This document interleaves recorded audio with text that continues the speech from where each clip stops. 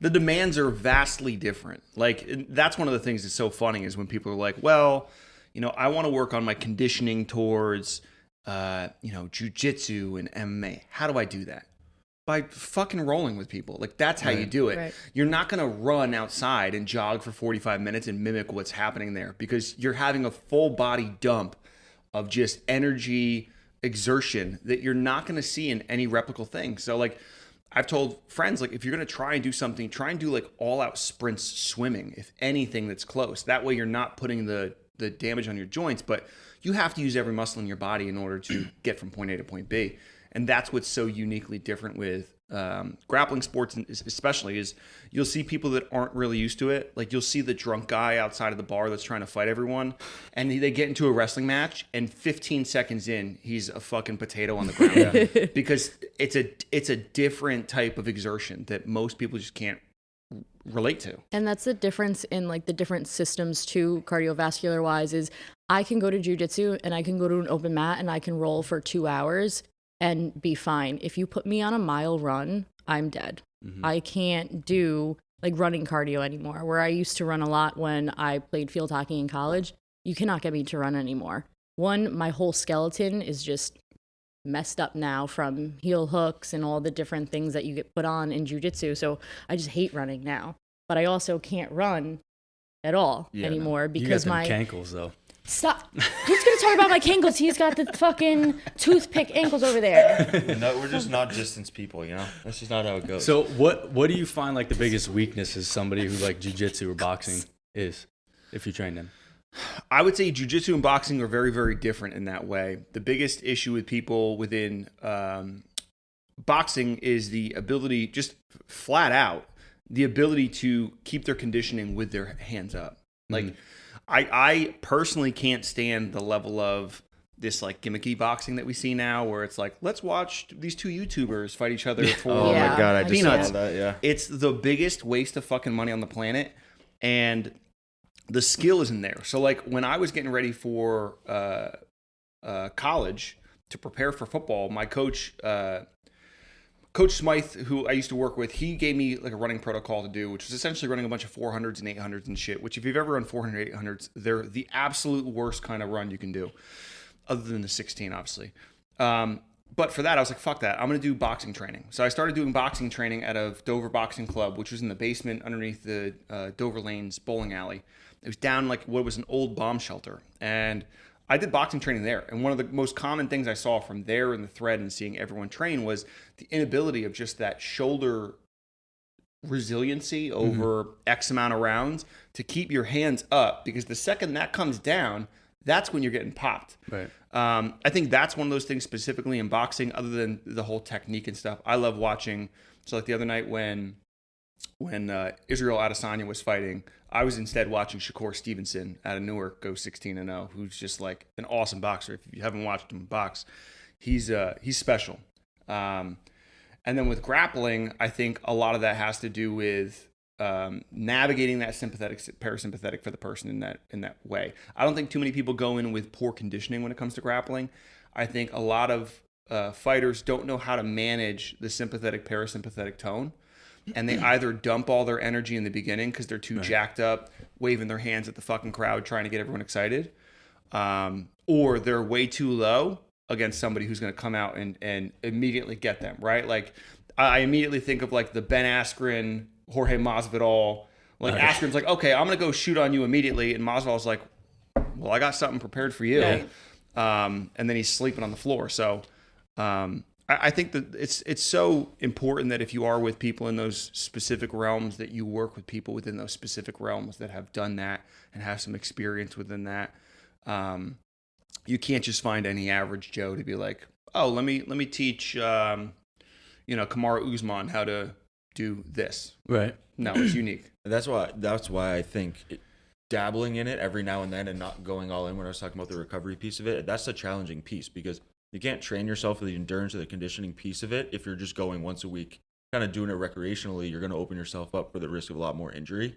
Finding those ways, you can't just go run 2 miles. It's a completely different condition and energy system than it is when you're actually on the mat rolling around. So finding ways, or like going all in on it to be able to train specifically for that, I think is a big piece. And that's one of the things that I think keeps a lot of people away from kind of getting involved in it. On when we did Beauty Gains, our last episode was with Erin Blanchfield. She's one of my teammates at Silver Fox. She's making her UFC debut in September. Nice. And we were just sitting down talking with her about it. And she's a very, like how you were just talking about controlling your parasympathetic and your sympathetic getting too hyped up. She's only 22, but she's been doing this since she was like 7. And she was explaining how she controls. And it's very impressive too, because you're talking about how not a lot of people can control that. She's so good at tuning in to like her game where she doesn't get hyped up from the crowd. She doesn't get hyped up beforehand listening to music. She just kind of thinks about her game plan. And then when the other people come in, she can kind of turn that on and turn that off. But I always find that very impressive. And especially for her being so young, it's very like, mature of her mindset as to not getting super hyped up, being a 22-year-old going into the UFC for her first time and being able to control that and just concentrate on her game is the reason why she's so successful, is because she doesn't get overly hyped up. And we were talking about it on the podcast about having that adrenaline dump. You're in the back, you're getting so hyped up listening to the music, and you're trying to hype yourself up because you think getting that kind of anxious energy up is going to help you, when in the end, you're going to throw a punch or you're going to get hit once and you're going to have that adrenaline dump right in the beginning of your match. And then you're kind of fucked for the rest of it. Well, you know what's funny is so Dr. Andrew Huberman was just talking about this, where it had to do with how adrenaline gets released differently within the brain and it gets released differently within the body. And what a decent amount of fighters can do is they're good at regulating that dump within the body and not within the brain, because that's what then throws off your cognitive function of when you're focusing. To that exact point, like you may be able to control it. She may be able to control it, right? But then when it's the UFC debut and someone punches you in the face and you're like, fuck, this is my opportunity. Yeah. That could change in an instance if you aren't disciplined enough in that kind of way, right? It's something that people can't understand if they haven't been in the situation. It's kind of like the like, you ever hear the argument where someone's like, well, what if someone put a gun in your face? It's like, you have no idea what you would do because you've never been in the situation. Until you're in it, you don't know how you're going to react. So all you can do is try and just get yourself into certain exercises to level off between the two and help separate those things as best as possible. Do you believe in like the cognitive training piece of sport specific training then? You know, being able to try to put yourself, imitate those situations prior to them actually being there, even though you can't get to that adrenaline, but mimicking them as much as possible? Oh yeah, I 100% do. I think especially when you start getting to higher level stuff, like I think the father that really challenges their kid, and I don't mean like in an abusive, like you have to be an all-star or else you're not going to sleep at home tonight. I mean like the person that actually wants to defend them. Like if they're playing basketball one-on-one. I remember doing basketball practices where like you're, playing, you're making baskets, you feel good. And then you get up against someone who's actually playing really good defense against you, gets their hand in your face, puts their hand up every single time. That's when the concentration matters. Like I was watching the Brooklyn-Milwaukee game last night, and you watch Kevin Durant do a turnaround, hand in face, hand directly at his fingertips, and he can still drill a shot from 18 feet. Like that's what you can't, that's the stuff that really separates people versus can you hit open shots? Yeah, I've met plenty of people that are fucking awesome at horse. Yeah. I'm awesome at horse, can't play basketball for shit. Right? Like I'll be the first one to say that. They're very different. Like, I'm wide open, no one's paying attention, I can hit every single shot. That's cool. me. What happens when someone's in your face or the game's on the line or any of that kind of stuff? So I think they're uniquely different. And the problem is, especially when it comes to stuff like social media, we see people that try to highlight and bookmark these unique circumstances where they're not really being challenged, versus the people that are actually like in a competition, game time, when the heat's up, can you actually perform? Yeah. I got to shout out the GOAT here, of course, but they say before his first Super Bowl win, he actually took a nap about an hour before the Super Bowl. Then he won, obviously a fourth quarter game-winning drive to win the first one ever for the Patriots. But he's constantly, I was waiting for someone to throw that in there. He's constantly been doing that, but he was able to take a nap for his first Super Bowl as a starter, right? So that is I think that's, I don't know if it was trained, but it's a gift and it's something he has inside that a lot of other people don't. They fold when they get to the Super Bowl. He's clearly shown it's a repetitive thing that's inside him. I would love to know if it's something that he trains or not, but maybe. I mean, listen, if you go to college football practices, like I remember at Rutgers, at the end of every practice we had, there was essentially like a 10-minute time where they worked on 2-minute drill. And the 2-minute drill was pumping the loudest possible crowd noise you could imagine within the bubble, within the stadium, within the practice field that sits next to the Hale Center. And it was constant noise. So it's like, we're going to try and mimic this as best as possible so that when, Mike Teal was on the field and making calls and Ray Rice is behind him, Kenny Britt and Taekwon and Tim Brown are on the outside, like when we have to make adjustments, we can make adjustments without the ability to talk to each other with just signals. So you can mimic things to a certain extent, but I think the key word in that is the key term in that is certain extent. Like you can't mimic the situation until it actually happens. Yeah. Right. When I was coaching field hockey, I coached field hockey for 5 years at the varsity level in North Rockland, and the girls, especially being high school girls, you're at that age where you start to get all bratty and you start to like, if somebody bumps into you in a game, you get all nasty and you get in your head and you don't start. I can't wait to be the parent of that. You are going to be, especially you're definitely going to get your girls into sports and stuff. So you got to get ready for that. But once they get to that age, they just get so bratty and in their heads like, oh, that girl pushed me. I'm like, okay. And if you think about that girl the entire rest of the game, you're not going to be able to play, and then we're going to lose. And then that girl that pushed you is going to win twice for the game. So if we would have, like, you start to know the teams that you play and you start to know the types of players that they are. And I would practice with them and we would run drills and I would literally just shoulder into them the entire time. And they're like, what are you doing? Like, coach, like, stop pushing me. I'm like, no, you have to get ready for this tomorrow, because if you're going to get annoyed at practice with your coach who you know doing it to you, when that girl from your rival team is going to do it to you tomorrow, you're going to get a card. I'm going to pull you out of the 100%. game because you're not going to be able to concentrate anymore. So that's my real life trying to push them into it. That's awesome. Besides abusing my girls. Besides the psychological warfare I entailed. So I think that part is so important because you need to be able to give them that type of feedback to understand that those scenarios are going to come up. Most people don't recognize that stuff ahead of time. So let's try and recognize that. The number 2 thing, which is a kind of a sidetrack off of what you said, but I think it's important, specifically if anyone's a parent and they're looking to get their kids into sports. My wife and I have already had this conversation because my wife was a fucking incredible swimmer. Mm-hmm. So like we've always talked about it. We're like, well, whatever our kid wants to do, we're going to support that. I'm not going to push them into something. And then number two thing, which I think is most important, is this happens with clients also. So if you're a trainer, this is super relevant. I can't want their goals more than they want their goals. So if my kid wants to be on the JV team because all their friends are on the JV team, even though they're really good for varsity and they could do that, there's a certain line where I have to know that I have to step back and kind of let them live their journey. Right. I think that, from the outside of what I've seen is so many people want to like actively pursue things for their kids through them. Like, here's what I wanted to do and I want you to do that. And that's just not healthy, right? I think it's a better reflection on them. Yeah, it's absolutely ridiculous. Like, I don't give a shit about the parent at that moment in time. It's not about them. Like, the sport is about the kid and their development and making good people out of them. I don't want sports to make good athletes. I want sports to make good humans. Like, make people that learn how to work within a team, that learn how to work through adversity, that learn how to understand that hard work pays off into different things. If you can benefit that from sports, awesome. But it shouldn't be trying to just chase this one thing, because the championship you had in high school with your high school varsity jacket and stuff doesn't mean shit if you're only preaching it to your friends at Applebee's when you're 45 years old. Right. Like, no one gives a fuck.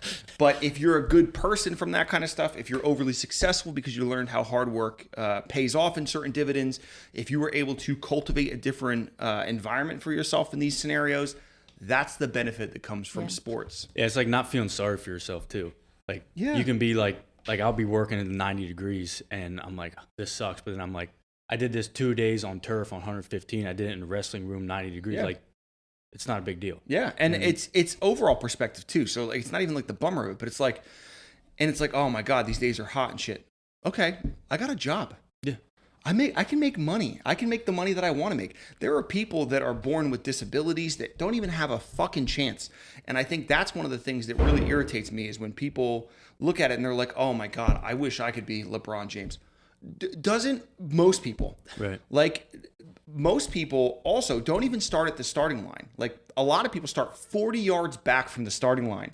And you're complaining that you're not 6'7" and the best player in the world. Take that shit home with you, because I don't have any time for that. So I would rather people that are focusing on the things they want to focus on and getting better at the things they want to get better on, rather than bitching and complaining about why they didn't get dealt the best jackpot card possible. And that's a good thing that I'm sure we're going to dive into too. It's a common debate is the genetic piece of training in your physique. Sure. Before we do that, I want a quick introduction and for yourself. I know we kind of dove in there, but I want you to walk the people. I like shooting the shit more casually than anything. I agree. Straight up interview style, but for the people that are listening, just a brief background of yourself, who you are, and kind of how you got to where you're at today. Sure. So my name is David Otey. I was on Facebook one day and I saw a business coach said, hey, if you sign up for my course, I'll give you 1 million followers. And that's what I did. I'm just kidding. I didn't do that. So I started working out at a young age. I got my degree in exercise science from Rutgers University, the greatest university on the planet. Jersey. And then from there, I've spent, the easiest way of saying is I spent years and years of volunteering and interning and trying to learn from people that are way, way better than me at certain things. I spent 8 years as a manager at Equinox, mainly in New York City. I opened Equinox Paramus up the road here back in 2013. And then now I'm the chief content officer for the Pain-Free Performance Specialist certification. I'm an international teacher for the NSCA. I have written for multiple publications like Muscle and Fitness, T-Nation, Weight Watchers, too many to really rattle off and not waste your time on. And then I'm an advisor for Men's Health Magazine now. So currently I work with Men's Health and helping with certain tasks. Like we built the Strength and Diversity program to help get education to trainers that are in these outer markets that don't really have the same educational opportunities that we get in some of these bigger tri-state areas. And yeah, I mean, my mission at this point in time is just to try and get education and perspective to as many trainers and coaches as possible. And I think the key word in that is perspective, because I'm not saying that I have the best information all the time, but I can give you my expertise of working with hundreds of coaches and developing hundreds of coaches and teaching certifications all over the world. And you got 3 right here. Including us. That's how we linked up, us 3. We Yeah. did that course with you.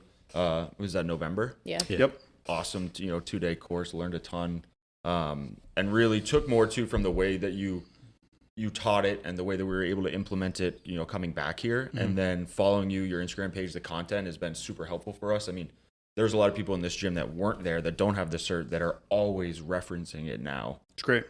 Because of what you guys are able to do. So that's awesome. That's awesome. Was personal training and working with people directly one-on-one, was that always something that you knew you wanted to do?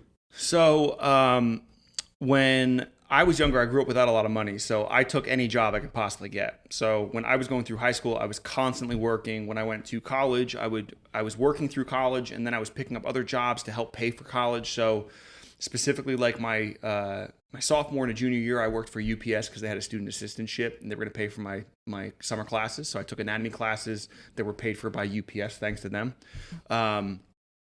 So I was constantly working, but when I was in high school, I started to shadow at a sports performance facility in Randolph, New Jersey. It was called Chuck Mountain Sports Performance.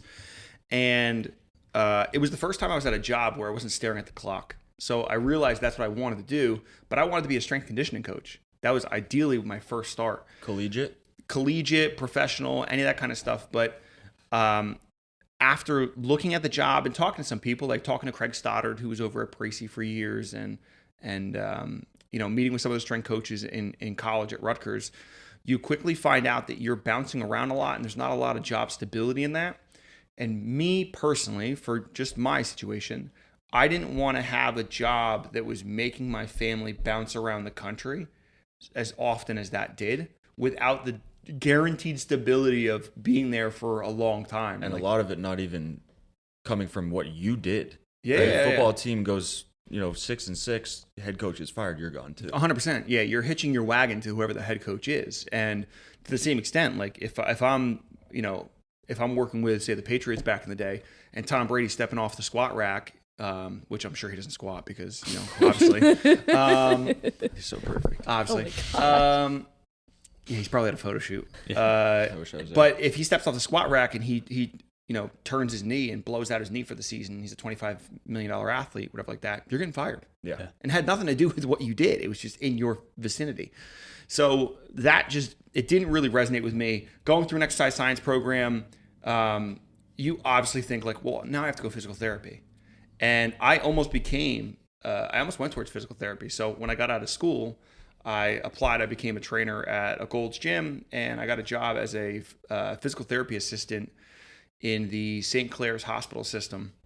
They were opening up a new wing, and I was there for a week, and lucky for me, they shut the wing down before they even opened it. They go, we just decided we're going to use this for different extra beds within the other thing. We're so sorry.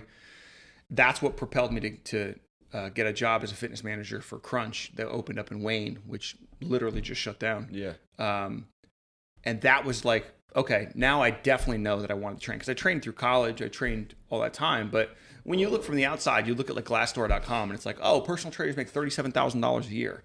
And it's not to like talk shit, but I haven't made less than six figures in the last 8-9 years. Like, you can make a really good living as a trainer. Is a lot of that from directly training clients, or kind of being able to expand yourself and branch off into the different literature and stuff? No, it's a good question. So in the beginning, it was just training, but as it expanded, I knew that I had to find multiple revenue streams in order to make sure that I felt comfortable within myself. This way, it's not just all my eggs in one basket, but I got a couple things going on, and it's similar to one of the pieces of advice that I got from one of my clients when I was training in college. He was a hedge fund manager, and he said, when it comes to investing, you want to invest in 5 stocks and hope that 3 work out. Like, don't expect all 5 of them to be massive. Hope that most of them work. So when it came to getting multiple revenue streams, it's like, okay, I want multiple revenue streams, and I want more than not more of these to contribute than to pull away from what I'm doing. So I started dabbling in writing, mainly because I was managing most of the time and I was getting paid not to train during a certain amount of time. So I was like, I don't feel fresh with exercise and training. I need to do something to keep me fresh with it. So I started writing.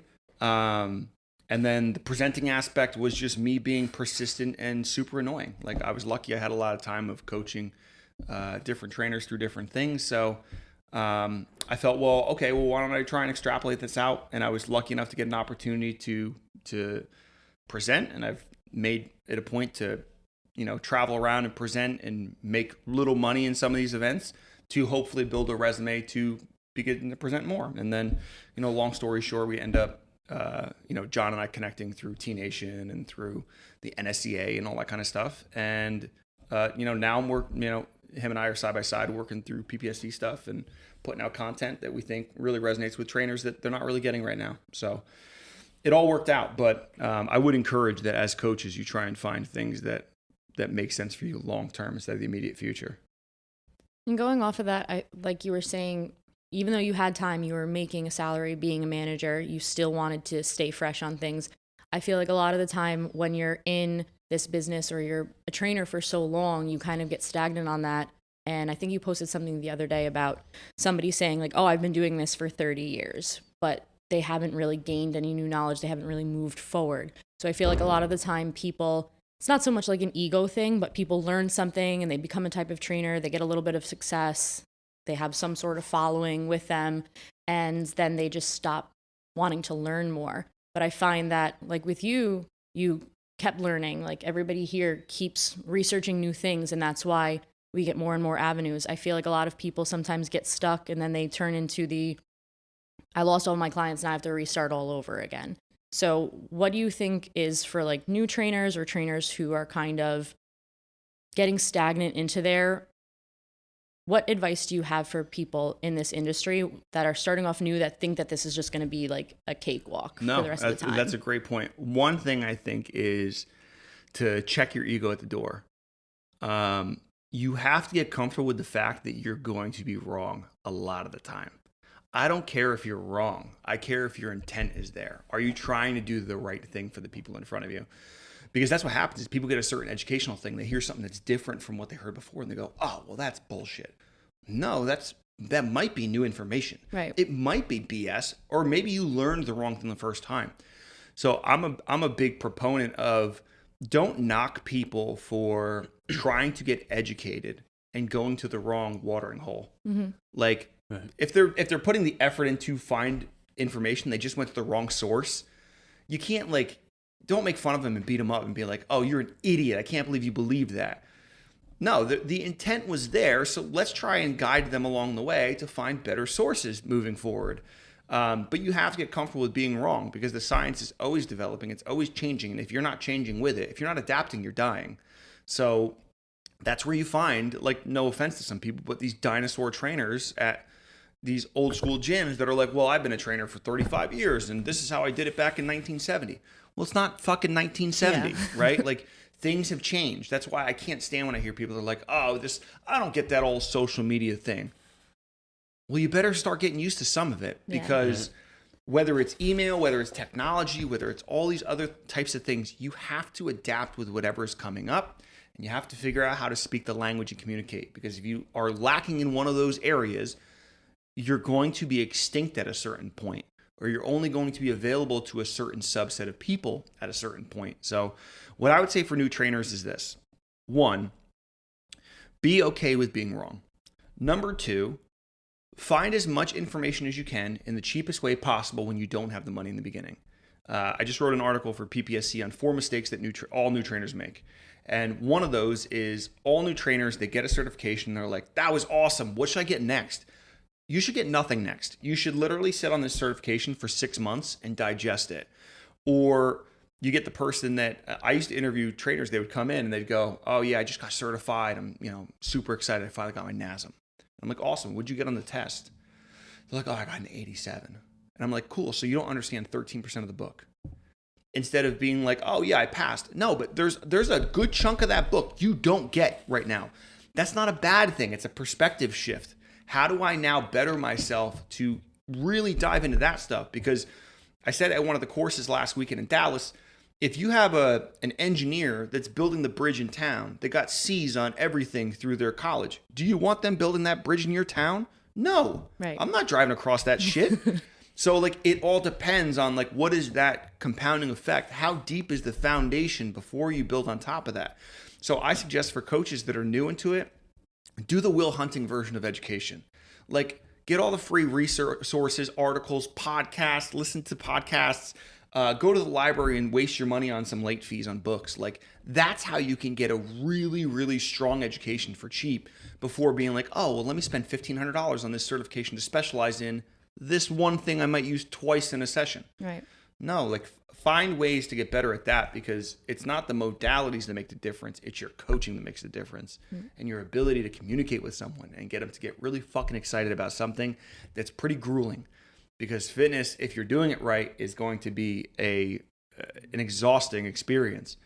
So you have to get comfortable with that area of not being happy every single day. Yeah. And I think that sometimes people will avoid things that they're not good at. So like you said, if they are 13% wrong on it, they're never going to look back at that 13% because they don't want to acknowledge the fact that they're not good at a certain point. Rather than if they didn't get it through the textbook, rather than looking up different research or different ways. Not everybody learns the same, not everybody intakes things the same.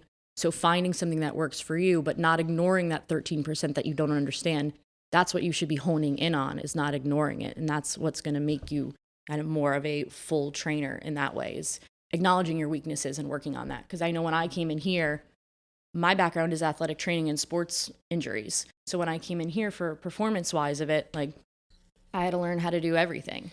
But with Ant too, it's you might not have a background in something, but if you're willing to learn and you're learning and you're willing to accept that you're not the smartest person in the room and you learn from everybody else, that's where your biggest benefit is going to come from. It's just acknowledging that. On a quick note, I would say if you're hiring staff and you have to hire staff that are good people that need to learn, not people that are educated and aren't good people. Mm-hmm. Hire good humans because you can always teach them the exercise education.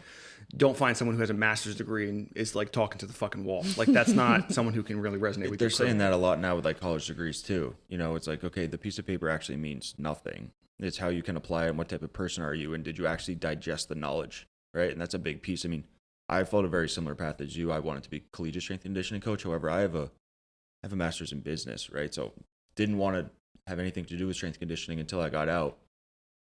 Volunteer internship at Cincinnati at 26 years old, right? Mopping floors after 18-year-olds. Sure. I just wanted to fucking learn, right? Then going there, and then when I started here with Fast Twitch, I had no idea how to do a one-on-one session. No fucking clue. Mm-hmm. I had to learn it, ask Briggs, ask the other guys that were here, and I didn't care that that I was the oldest one at the time. But learning different things from Jess, learning things from you, from Ant. It's being able to take all that in and understanding that you don't know it all is a huge piece to allow you to continue to grow. And I think that's one of the things I watch Ant. Ant, you're a diesel mechanic, and he's probably the smartest strength coach that I know. He coaches me, right? I trust him with everything. All this dude listens to. I mean, he's not smart around poison ivy, but that's a different thing. That's true. He can't recognize a poison ivy. He blames his sister for Dude, it. 3 leaves, man. 3 leaves. I was just outside pointing out the leaves to Ashley because she had them and then gave it to him. Yeah. So funny. But all you do is listen to podcasts, YouTube videos, read your shit. Yeah, it's not that I know more than these two. It's just I've listened to enough stuff and read enough stuff where I just ask better questions. I feel like that's what Jordan Shallow says all the time. Like I listen to his podcast the most, and when he teaches Prescript, it's a course, and he said when he starts it out, he's like, I'm not here to help you learn everything. I'm just here to help you ask better questions. Yeah. No, I think that part is amazing. I always say that at courses that I get nervous when people don't ask questions. Right. I get really comfortable when people do. Yeah. Because that means the gears are spinning in your head and you're trying to digest whatever the information is. And there's really, there's 3 people that I usually see at courses. The first person is the person that they're there because they need the CEUs and they're like, oh, I just need to satisfy my continuing education. That person's not truly invested in it. The other end is the person that's like, I want to learn everything. Tell me all that you know. Tell me whatever it is for perspective. That I love. And then there's the person in the middle, which I also don't really like that much, which is the person that is there to kind of learn, but also show you that they know a certain amount. Right. Like they're asking questions purposely. Like rhetorical questions. Yeah, like they're asking a question that like I remember one guy from our course to show you how much they know. And right. Like, I get it to a certain extent. And let me put it this way: any of these mistakes that I highlight, I've made them all. So I don't want to sound like I'm sitting on a high horse, being like these fucking people. I've done all of them. I've been the name dropper. I've been the person that tries to show how much they know. And that was a me thing, right? I feel insecure and I need your approval to show that I'm okay at whatever it is. Right. But you slowly get comfortable learning that doesn't necessarily mean anything. Like we had this conversation with when you tell someone that you train a celebrity or someone professional, you go, hey, I train so-and-so. You know what the client says? Cool. Yeah. And then they go on with their life because they don't give a shit that you train so-and-so. Right. They just want you to train them. Yeah, or if you're explaining to your client like how to properly externally rotate when you're squatting, you're like, oh yeah, I don't care. Yeah, Am they I don't doing care. It right or no? Yeah, I mean, for us, the goal should be how do we get better perspective for us in order to be the best version of us in that perspective. It's also like looking at even the way you said it where you're like, I know a decent amount and maybe I don't know as much as these two. It's like, but even that perspective, throw that shit out. And we all do that. It's like, well, I want to know as much as this person. Well, who cares? Just know as much as you can know. Like we get so busy trying to compare ourselves to people that are side by side with us when they're not side by side with us. They're in different lanes. Like, so we just need to do whatever's better for us to build our own house. We have to stop worrying about the houses next door and just worry about what we can do with us. So, yeah, I think ask more questions. It's funny. I'm going to say like speak less, but I'm obviously a ranter. But yeah, speak less, ask more questions, and just absorb. Yeah, it's funny you say that too about doesn't matter how know as much as you know, right? You could have a photographic memory and know every single word in the CSCS book. If you can't implement it, if you can't communicate it to your clients, if you're not a good people person, knowing all that doesn't mean shit. Yeah. If you can't apply it, what's the use? You know, and I think that's a big thing that people too. I want to get this cert, this cert, this cert. No, learn that cert, but be able to implement it with your clients and interact and make them feel comfortable, motivate, which is a huge thing that I wanted to talk to you about too, to go into my next question. But like getting buy-in from the clients and understanding then how to communicate the information to make them want to truly buy into what they're doing when they're not with you for that hour. It's a big, wall that I see, especially with myself, with a lot of people, is missing out on that. And I know I just jumped subjects, but I really want to answer that one. So is that a holdup that you see too, is motivating and getting the buy-in in the other 23 hours of the day? I think everyone does, right? But I think it's finding an easy barrier of entry. I think we do an awful job of allowing people to find a door that makes sense to walk through.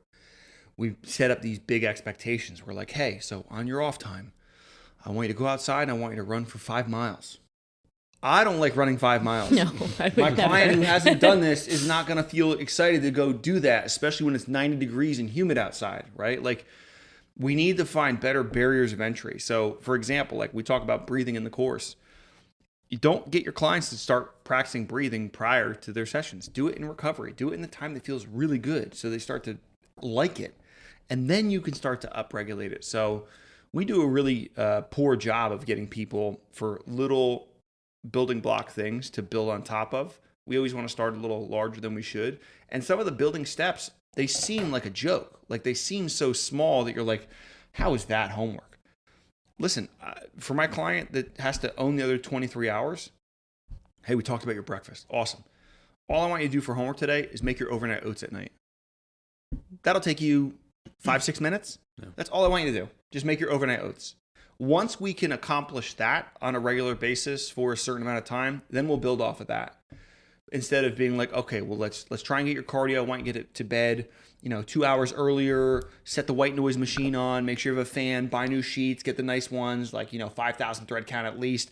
Let's definitely make sure that we have a nice cool, you're adding so many variables at once. It's no different from exercise programming. Layer it very small and allow people to rack up W's instead of rack up L's. That's like when you're trying to teach somebody how to squat, deadlift, or bench or anything like that, and you throw 20 cues at them, and they're like, whoa, wait a second. Yeah, they have no idea what's going on. Figure out one at a time. Yeah, notch them off one at a time. If you can do that, you'll be overly successful. Yeah. You look like you had something rolling in your head. No, I've been waiting for you to pop from subject to subject like you just did. Do you want to go, or can I ask my next You can one? go. Go for it. With that, when it comes to training clients and your I guess your assessments, when you do that, do you have a pretty standard template of how you bring in, if you bring in a client in person? Is it the same sequence at the beginning and then you're building it out after?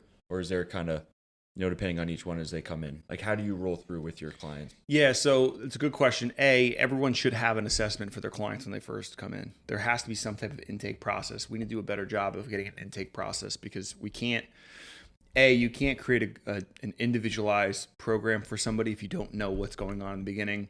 You can't build off of specific traits if you don't know what's going on in the beginning. I think, in my opinion, the part of the intake process that we don't prioritize enough is lifestyle questions. What do you do for a living? How many kids do you have? What's your family life like? What do you do in your spare time? Whatever, because that dictates the other hours that we're dealing with, that 23 that we're talking about. And the questions that I think mean the least, that we ask the most, is, what's your exercise history? So what have you done in the past? What do you like doing? What's the kind of cardio you did before? Well, the fact is, we may just find out things they like and dislike. But outside of that, everything they did to that point wasn't optimal, because otherwise they wouldn't be here meeting with you trying to find an optimal thing, right? So I think in that, it's like, okay, let's ask a bunch of questions about reps and sets and exercises. What machines did you use? Were they prime or were they hammer strength? What doesn't matter, because you're starting from square one. So you may just want to find out what they like and what they dislike. And I think one of the things that we don't ask enough is what are some things that you would like to learn? Because it's our job to teach people. It's our job to teach people certain things. I always said that it's not our job to give recipes. It's our job to teach people how to cook.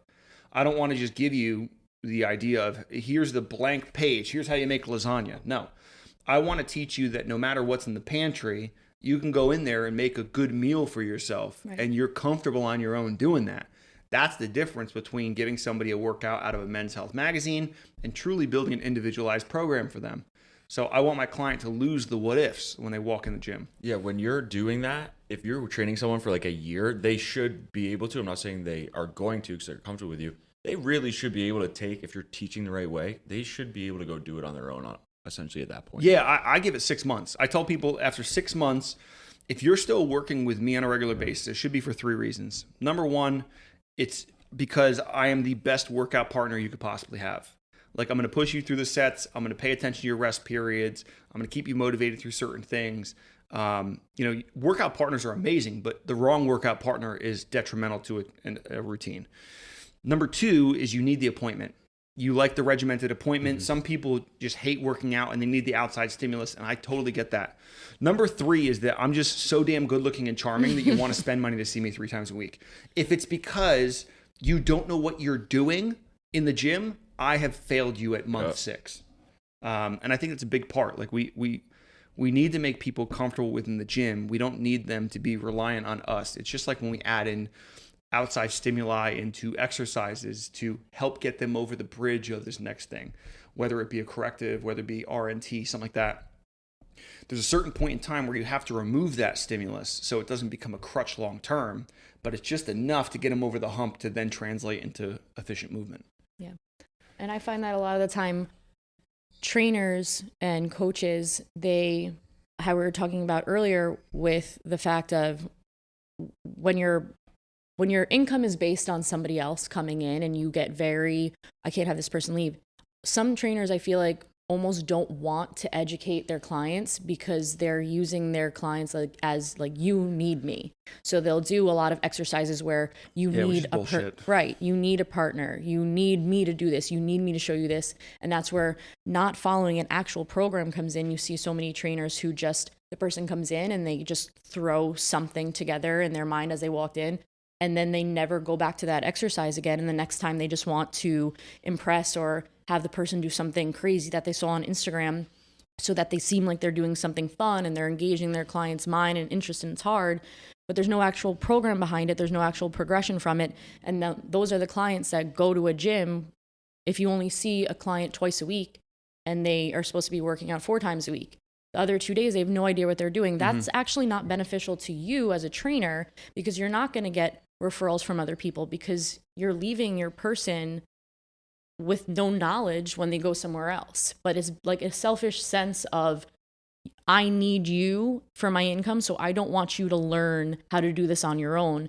Because then they start freaking out that, oh, she knows so much now, she doesn't need me. She can go off and do something else. And I find that to be a terrible mindset of a trainer, is having your client as your crutch. Like, I don't want them to leave me. I need them to need me. And I think that's a very toxic mindset as a trainer to have. I agree with you. I was gonna say I agree with that. One, I picked up my phone because I wasn't texting. I wanted to notch down a couple things that I wanted to say because you said so much in that I think have to be extrapolated off of. Mm-hmm. Number one is we all tend to do that specifically if we're insecure in our training. Right. If we're insecure in our ability to coach, to be in front of people, to whatever, we're going to want to bounce around to all these places. So you can work off of a standardized format and still cycle within a certain realm of those same things that make an exercise very different. The way you load an exercise is very different. The base of support changes it. The tempo changes it, all that kind of stuff. So you don't have to do brand new things every single time, but you need to do things that make the most sense for you. Don't let your insecurities then come off on your clients and the fact that like everything is chaotic and crazy, so they feel like, oh, well, exercise should be chaotic and crazy. Right. That's bullshit. Number two is imposter syndrome. We all deal with it. You just have to kind of mute it, okay? Put the pillow over its face and say, listen, I'm going to go out and do my day anyway. Right? Like, it was funny. I saw Rihanna getting interviewed in something, and they're like, what do you do on the days that you don't feel confident and stuff? She's like, I just fake it. Like, no one's going to feel, if you think that everyone has their shit together, you are sadly mistaken. You're living in the wrong world, because we live in this social media realm where you see a highlight reel of somebody's life and it's like, oh my God, I can't believe that person looks that way. They look that way in that one picture from that one time 4 years ago, and that's their profile picture. Mm-hmm. That's the best possible option they had to pick from them. So it's like, stop worrying about that kind of stuff and start worrying about how to actually build on yourself. one of the things that coaches need to do with that, which I think is one of the biggest insecurities that happens in training, and this is if you're a trainer and you're figuring out your business scheme and how to do this, here's my advice. Don't haggle your price. Stop going between, oh, well, what's your lowest you can do? Well, I can do it for, no. Your price is your price. I think it's important that you find out what your hourly time is worth and you stick to that. And if you say, hey, I'm worth $125 an hour, and your client goes, well, I'll pay you $105, you can go, well, I'm sorry, I guess we can't work together. Right. You have to be firm on that, because when you haggle, when you negotiate with those prices of what you are worth, you are literally negotiating with your worth. Yep. And that's a huge issue I see with trainers, where it's like, oh, well, I only want to charge, $35 because I know I'm newer and other people do. No. What is your hourly rate? What I always say is this. If you have a family, what is the amount of money that's going to make you separate your time from your family for that 1 hour? What's that worth to you? If it's on a Saturday, it's like, hey, my rate is $500 an hour because my daughter is 2 years old and I want to spend time with her and it's going to take me $500 to come see you. Cool. That's your rate then. Stick with that. And if someone wants it, they'll go with that. But right. You can't negotiate up and down on those types of things. And last part is ask for referrals. And I got this advice also so I'm always big on referrals, but my buddy Anthony Mendez, who's with the Sweat It Out podcast, he is a business coach and he talks about this all the time. Ask for referrals at the beginning of a program. Don't ask at the end of a program. Like when someone's the most excited, the most happy, and they're everything like that, ask them up front. Be like, hey, I'm so glad you signed up. Do you have any friends that you think would want to benefit from this? Mm-hmm. Or create a referral program, because that's how you build a network for yourself. But sorry, I pulled out all that from what you said, but it was fine. Like the imposter syndrome thing, the insecurities, I don't know if I'm good enough. Like, listen, I've been doing this for 14 years now. I still write programs and go, why is anyone reading this shit? Yeah. Or I'll give information and people like, why do they want to listen to me? You guys ask me to come on the podcast. I'm like, do they actually want to listen to me talk about stuff? Like that happens all the time to everyone, no matter where you're at. And it's okay. Yeah. I go through it monthly. I feel like once a month I tell myself that I'm the worst fucking trainer to ever open a book or fucking teach somebody. And I'm like, okay. When is that? Shut up. One of the things that I love about your guys' philosophies and everything that you guys do, especially at the PPSC, is, which is really fucked up on social media from everyone else I see, is that we call it the meat and potatoes, right? Like the farthest progression that you had in that packet was maybe like a unilateral hip hinge, and that's it. Yeah. There's not on a Bosu ball with chains, spinning a basketball on one finger and then doing a kickback, right? Silly. That's a hard thing. I just tried picturing that. That's a hard thing for a lot of people who come to you for help. Like that's a big thing to educate them on. It's like you didn't get that big by doing the single leg hip hinge on a Bosu ball with chains, right? Probably from doing the basics with different progressions over and over. Still not mastered it. Yeah. I feel like one thing that I'm like learning that the past couple months that I've really like came to is like getting stronger or making someone stronger really isn't that hard.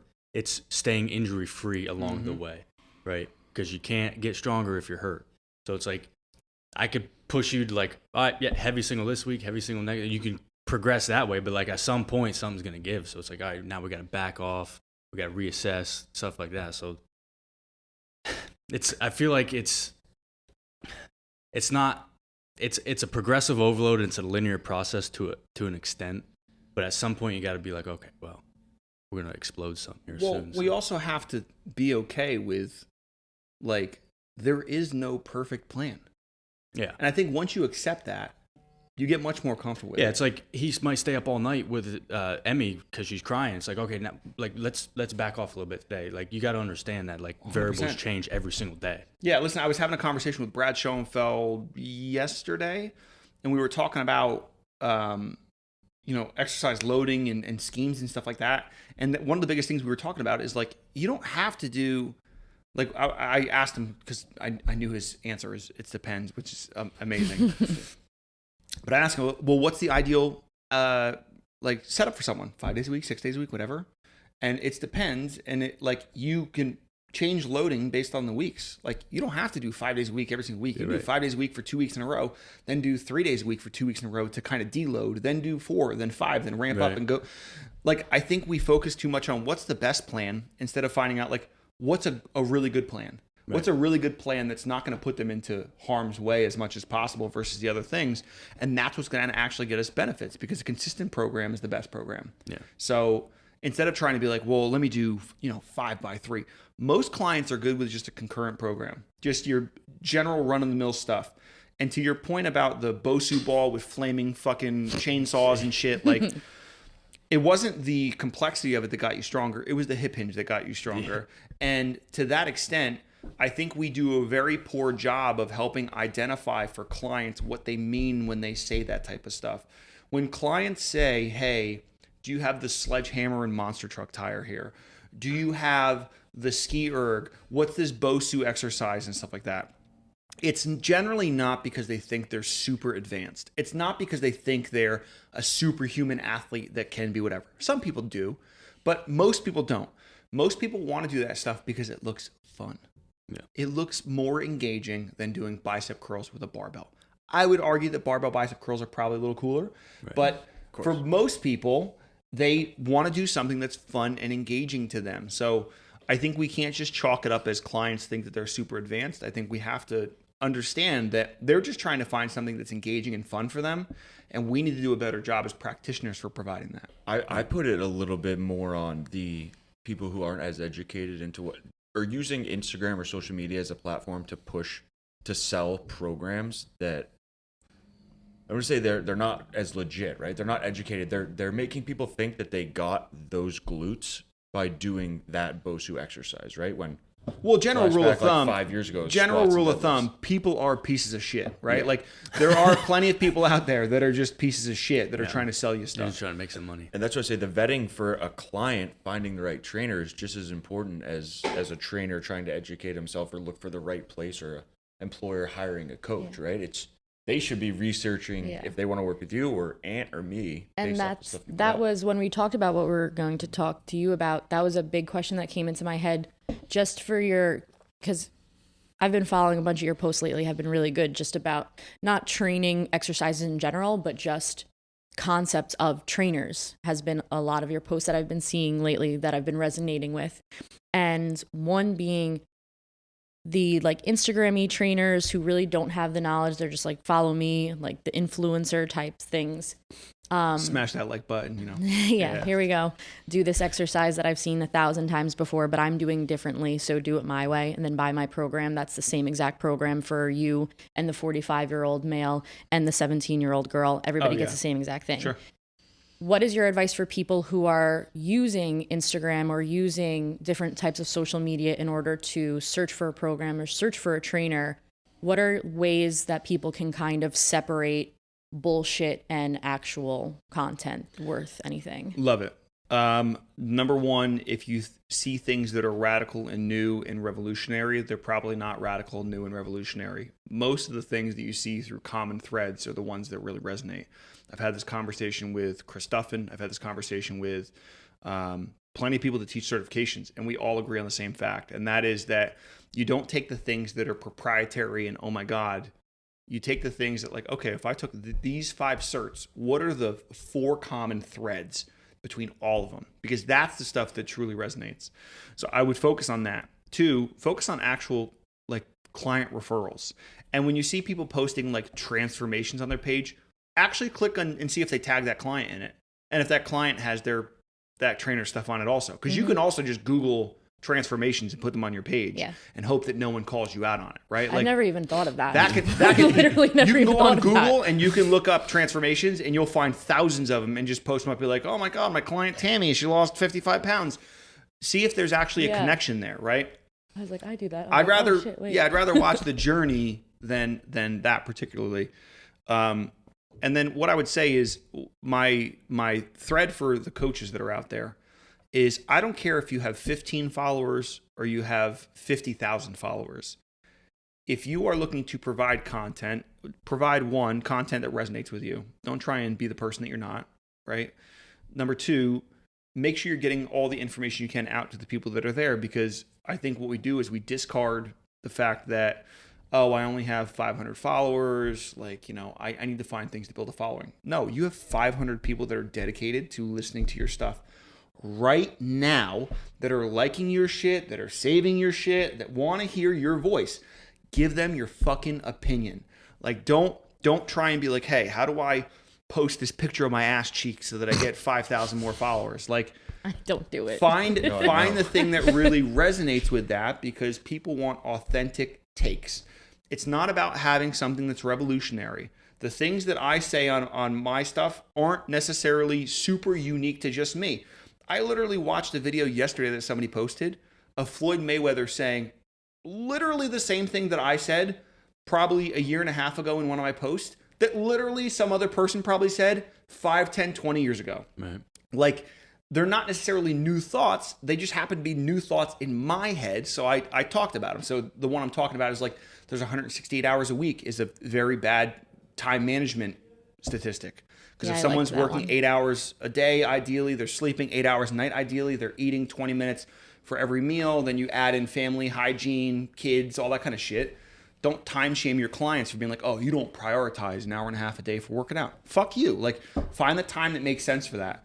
But like, plenty of people can say that type of stuff. So don't worry. Like, say what you think is authentic to you. Don't just jock other people's shit, but say what's authentic to you and get your perspective out there. People don't want a random person's idea on that. They want to hear what you think about that, right? So when you guys all went to the course, you probably all had a lot of very similar threads, but you may have different perspectives of that based on background towards collegiate strength conditioning, outside looking in, really focusing on the articles and the content and the perspectives that you've gotten, being a former coach and doing jiu-jitsu. Like, you all also have unique perspectives on that same exact thing. People want to hear that, and they come and follow you to hear your voice, not somebody else's voice. So I would encourage people to do that. Like, don't just reshare a bunch of stuff of other people and what they think. Be the person that thinks for themselves. I like that one. Yeah, I think that's when we've seen the most success with no windy sleeves and stuff like that, is when we're putting out the cool pictures of us deadlifting and shit. It's when we're doing a whiteboard talk, actually, providing valuable information that then they're able to take and implement in their lives. And that's when you get the most responses, the most interactions with people when they're doing that. My last question, for you, because I know before he's got one more that he's been waiting to ask. That's a deep one though. I don't really have time for that one. If you had a bit of advice for coach, because there's going to be, I've been actually reached out to by a lot of people who are like, I want to get into be a trainer or a coach. How do I do it? What's the best way? People that have the knowledge or kind of on the fence of can they do it? So one bit of advice you'd give to someone who thinks it might be their calling and they just don't know the first way to break in. Volunteer, and if you think you can do it, you can do it. So volunteer, so you're around other people and you can just sit and watch. People try and get these paid opportunities and they go, hey, I want to, let me go there, but I need to get paid to do it. No, invest your time. Like, I've been able to get a lot of opportunities through writing and stuff because I was willing to work in the hours that other people were unwilling to work. Sometimes you got to put in more effort than not, right? Like, so I would find a place that really resonates with you. Ask if you can volunteer and spend some hours there. You're also going to create some awesome networking relationships with people that may be able to potentially find you a job at that facility or a different facility. And if you think you want to make the change, make the change. Like, it's scary. It's scary jumping off the cliff and seeing if you can fly, but you don't know until you jump. So yeah, if you want to make that transition, you got to commit to it and find out what's best for you. If you have the education, if you've done all the things prior to that, I can promise you it's helpful. One of the easiest pieces of confidence building information I give to trainers that are brand new, because they're like, well, I don't know if I can work with everyone. Well, are you going to keep the people accountable to the program when they come in to train with you? Well, yeah. Can you make sure you pay attention to their rest time so they're not on Instagram and bullshitting? Yeah, I can do that. Are you going to spot them and make sure they can go for those couple extra reps every routine? Yeah. Can you make sure they're not doing dumb shit? Yeah. You can help 97% of the people right now with just those characteristics. You don't have to be the most exceptional programmer in the world. They need somebody just to make sure they're staying safe, staying healthy, and pushing themselves. You can do that. A lot of people can do that. So you have to recognize that, like, the baseline of being a good coach is really caring about somebody and making sure that you're keeping them safe. If you can do that, if you genuinely give a shit about people and you can keep them safe, you'll do fine. But I would volunteer in certain spaces. I found the most beneficial education for me was volunteering, whether it was in performance training facilities, whether it was at the research lab at Rutgers, whether it was, giving talks, whatever. Give your time. Time is an awesome investment. Yeah, I love it. I mean, that's how I got into this as well. So I'm full on board with you. Yeah, there. you have to. Yeah. You want to dive in there real quick? You always see things on like Instagram, wherever it's like about butt wing, but nobody has like a real answer for it. And like I actually dove in like this whole last week was listening to the podcast about butt wink, and I just wanted your like opinion on it and what's the fix if it's bad. So what I would say is this: when it comes to butt wink, and when we say butt wink, we mean there's gonna be flexion in the lumbar spine when the hip mobility gets to a certain point. And I've always compared it essentially to telling people it's the compensation parachute. So it's like if you've ever been skydiving, which I've never been skydiving because I don't like heights. Same. But when you jump out, I would want to pull that parachute as much as possible, as quick as I could, because I want to make sure I land safely. Your body does the same thing when it comes to compensation. So it's going to want to pull that compensation parachute sooner than later because the job is to stay safe and not die. Mm-hmm. So it's going to want to pull on that sooner. Is the butt wink bad for you from a movement perspective? Not necessarily. Is it bad for you when it's loaded through a movement perspective? Yeah, probably. And that's because, you don't want to go into that flexion moment when you have 200 pounds on your back and you're trying to, do that kind of stuff. What I would also say is, I'm much bigger on the conservative side than I am the ambitious side. So it's like when people say, well, is the butt wink that bad? It's like, well, I don't know if it's that bad, but do I want to test it? Like, do I want to try it? Probably not. Like, I think we get much better results when we feel comfortable through certain movements. Like I just did a post about, common trap bar mistakes that people make. And there's different positions through the trap bar. You can have the high handle, like the high handle position, which is just at knee height. You could have a normal high handle position, which is mid shin. You could have the low handle position, which is low shin. You're going to feel tired after all of them, right? But some of them you may feel a little low back tightness. The other one you may not. So I think we get too much in our feelings and our egos when it's like, oh, well, I need to do what other people are doing. Well, no, you need to do what you're supposed to be doing. What makes sense for you. So the butt wink, that flexion moment, it will level itself out as you sit into that deep squat for most people. If you have good hip mobility and it refines its centration, you'll be fine. But do I want to hit that moment of flexion with 200, 300 pounds on my back? No, I really don't.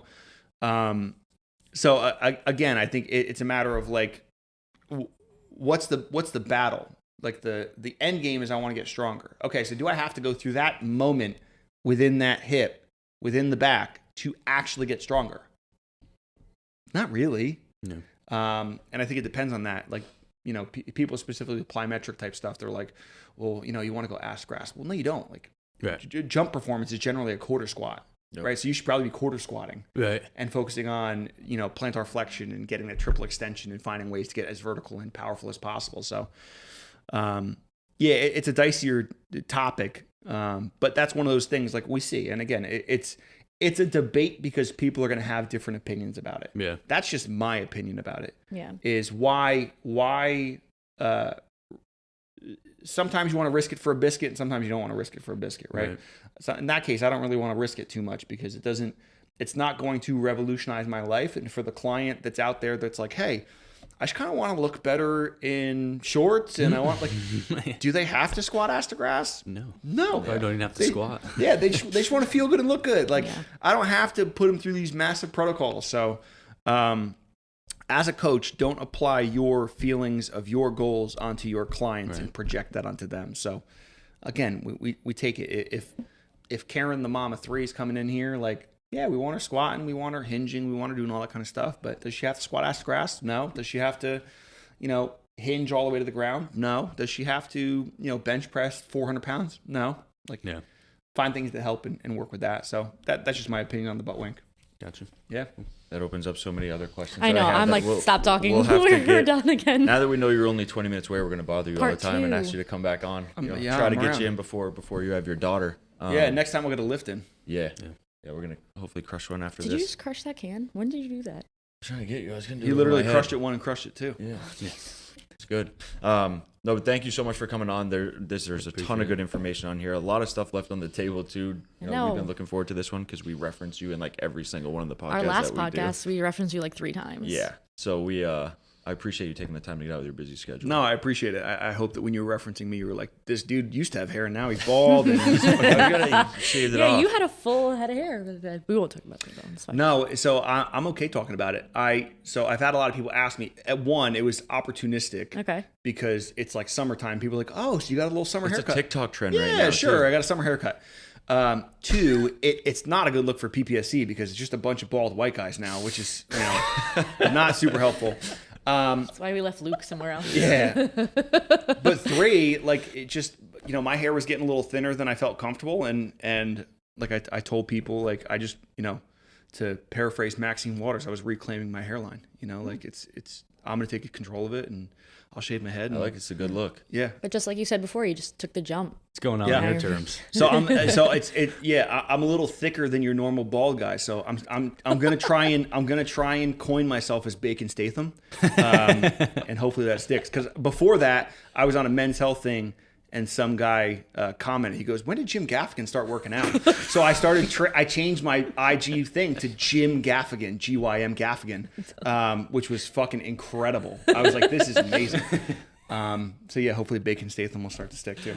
I was gonna say I'm not a big TikToker, but it's a big TikTok trend right now. Is the bald head for the summer? So I was wondering if you were hopping on the trend after the fights. No, you know man. how he feels about influencers, so Yeah. obviously that's what he's doing. Yeah. I'm trying to. Yeah. Later today, I have a butt cheek pic coming out. So be on the lookout for that one. I'm gonna show my arm. Everybody, make sure you look in later. Yeah, I'm gonna have a sick arm routine, but it's gonna be a photo just right up my butthole. That is, be on the I know lookout. that we're trying to like end, but that's one of my biggest pet peeves is if someone, like girls or even guys who are showing like a back exercise, a bicep exercise, shoulder exercise, and it's literally a video of their ass. Like, what am I looking at? It's got like fucking 12,000 views and shit. Yeah, well, it's so fucking all that annoying. proves to me is that you're not confident enough in what you're providing as content that you have to lean on that. You're also not trying to provide knowledge of content or people learning from it. You just want them to look at not your there, ass. probably. I'm good with a nice ass. Girl, guy, don't give you got a great ass. Good for you. I love that. But yeah, that's not the person I'm going to for my education when it comes to certain things. So you got to know, okay, I'm going to like this because it's, it looks good, or I'm going to like this because it's actually beneficial to me. People like the things that are cool. They save the things that are beneficial. So if you're giving content, make sure people are saving your shit. We're wrapping on that. Later. Bye.